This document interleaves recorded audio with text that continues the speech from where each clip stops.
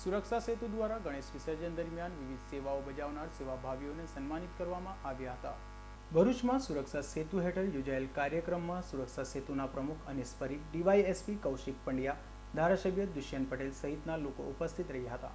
કાર્યક્રમમાં ગણેશ વિસર્જન દરમિયાન તરવૈયા તરીકે સાફ સફાઈ કરનાર અને વિવિધ ધાર્મિક સંસ્થાઓના મહંતોને પ્રમાણપત્ર આપી સન્માનિત કરાયા હતા। ઉપરાંત શહેરના વિવિધ ગણેશ મંડળોમાંથી શ્રેષ્ઠ ગણેશને ઇનામ એનાયત કરાયા હતા। કાર્યક્રમમાં નવરાત્રિના ગરબા મંડળના સંચાલકો પણ મોટી સંખ્યામાં ઉપસ્થિત રહેતા તેમને ગરબા મેદાનોમાં સારી સુરક્ષા વ્યવસ્થા ઊભી કરવા સાથે કોઈ અઘટિત ઘટના ન બને તેની તકેદારી રાખવા અપીલ કરાઈ હતી।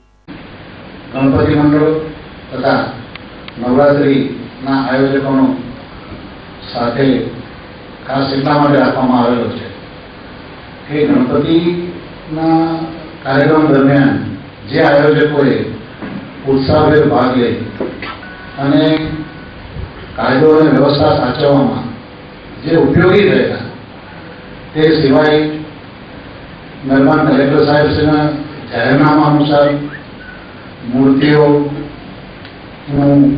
જે આયોજન કરેલું તે તમામ પૈકી જે પણ ઇનામો મેળવે છે તેઓનું આજે ખાસ માનનીય ધારાસભ્યશ્રીના હસ્તે અત્યારે સન્માનવાનો કાર્યક્રમ ખાસ રાખવામાં આવેલો છે।